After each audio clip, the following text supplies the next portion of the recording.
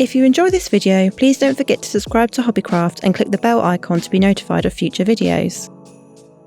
You will need Cricut scoring stylus, hot melt glue sticks, copper flat wreath frame, hot melt glue gun, jute fabric roll, A4 or 12x12 white cardstock sheets, 12x12 light grip cutting mat, and a Cricut Maker 3, however the Explore 3 can also be used.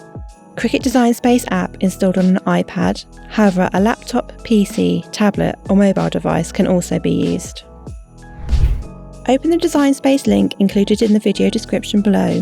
When prompted, select Customize. Once through to the canvas screen, amend the size and colour of the elements as desired. Once happy with the design, click Make It.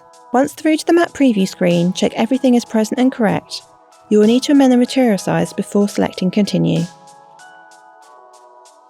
Apply your sheet of cardstock to the light grip cutting mat using the scraper tool to ensure good contact between the mat and cardstock.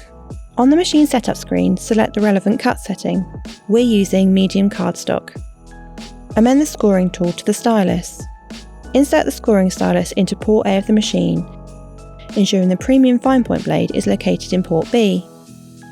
Load the mat into the machine and begin the cut. Follow the on-screen instructions to cut and/or score each of the mats. While the Cricut machine is working, wrap the wire wreath with strips of hessian, securing ends in place using a hot melt glue gun.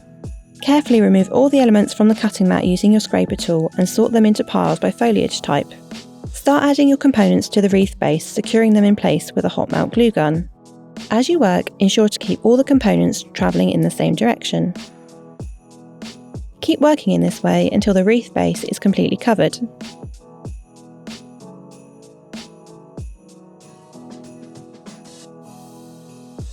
Add a length of twine to the back of the wreath, then hang in place inside your home.